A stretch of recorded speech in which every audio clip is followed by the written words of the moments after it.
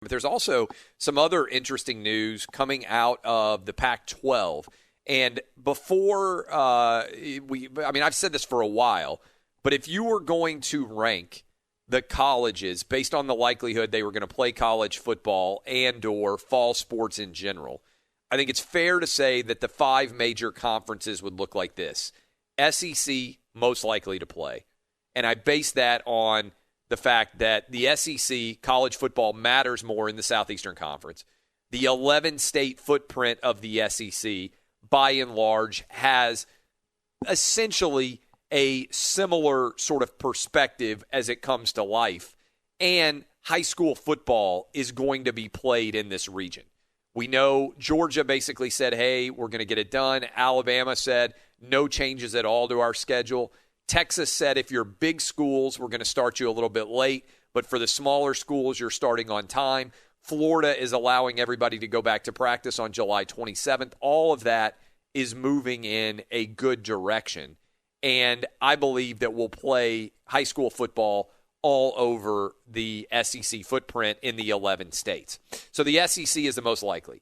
Next most likely to play, I would say, is the Big 12.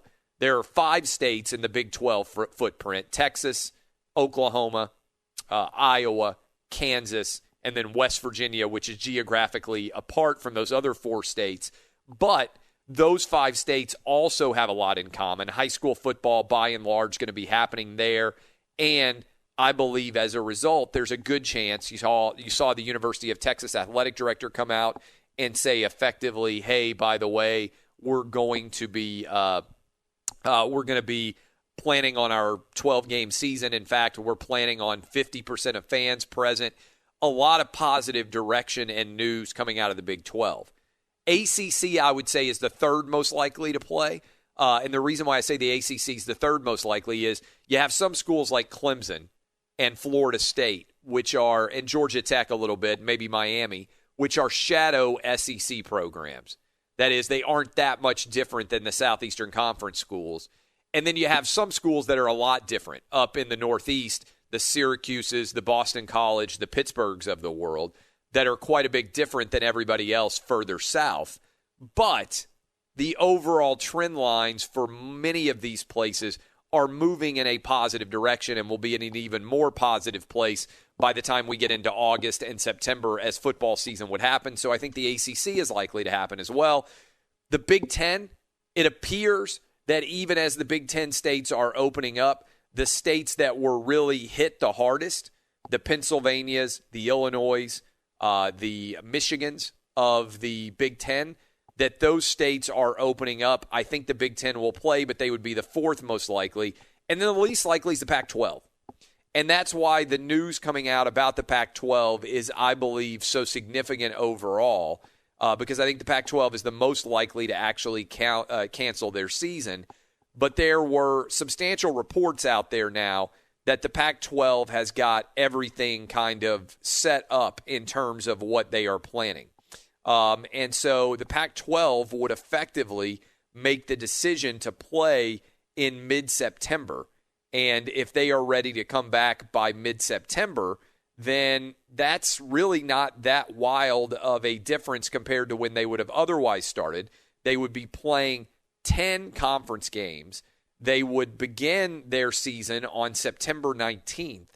And then the conference would have the opportunity to move around their conference title game, and they could also have 3 different weekends of flexibility based on whether they need additional weeks built into their year.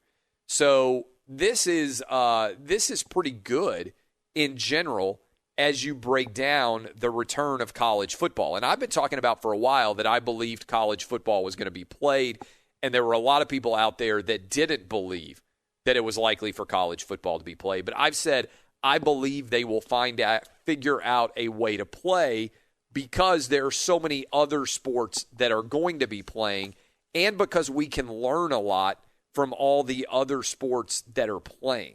And what I mean by that is we've seen, I think, a pretty substantial increase in overall understanding of this virus since all of the European leagues started to play.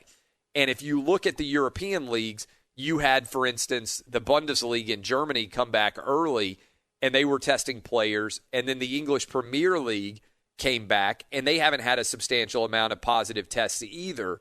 And then you start to look at the MLS and the NBA and Major League Baseball, which are all starting to aggressively test as well, and you combine it with college football, which has been testing for a long time also, and what you're seeing is there's a pretty decent pathway now for how to play sports in a safe and healthy manner to the best of your ability during the course of the coronavirus outbreak. And so that is, I believe, what we are starting to see is once everybody starts to play, it's hard to argue if high school football is going on that college football can't be played. And it's hard to argue if the NFL is playing that college football can't play. And so I think you start to look at all of the trend lines, and much like the trend lines back in March moved rapidly towards everybody is going to shut down and no athletics are going to be played, rapidly what you are seeing now is the trend lines move in the opposite direction and everything is moving towards playing. And we're going to talk with Jeff Schwartz next about this. But I think the other factor here is there's been this argument out there of, hey, we need to wait until the fall to wait and see what's going to happen, and maybe we move to the spring. But I think what you're hearing and seeing from a lot of different places is the spring really isn't an option for college football. And even for most high schools, they're saying, yeah, we're not going to play in the spring. California, and maybe there will be some other states to follow California's lead, but I think when California made the decision not to play in this fall, it strengthened the resolve of a lot of other states, interestingly, not to make the same decision as California. In other words, if you are in a high school management or high school decision-making in Texas, Alabama, Georgia, or Florida, 4 states that have basically made the decision to continue to go ahead with playing football, they all looked and said, wait a minute, why in the world would we allow for California to dictate what we're going to do in these states? If anything, California deciding not to play in the fall actually made it more likely that the southern states were going to play because they don't want to be seen as following the lead of California. And what they would say, probably if you talk to a bunch of the high school football coaches and their constituency, we don't want to follow those crazy liberal ideas in California. We're going to play football in Alabama or Texas or Georgia or Florida. Don't underrate the impact of that in not wanting to look like California. So for the Corona bros out there, this is a body blow that the Pac-12, which is the least likely of all of the college football leagues, is putting in place a very logical and what I think is fairly prudent policy to come back in mid-September. I don't know that ultimately it makes sense, and I've been saying this for basically a month, as long as this news story has been out there about the Big Ten and the Pac-12 canceling games.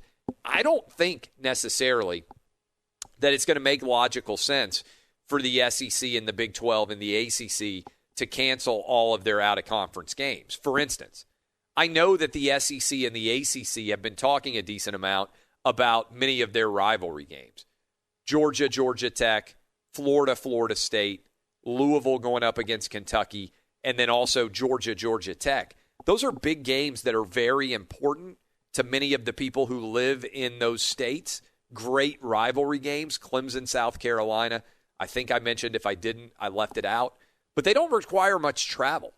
You get on a bus and you drive to go play your rival. And so there's a lot of argument about wanting to save those games.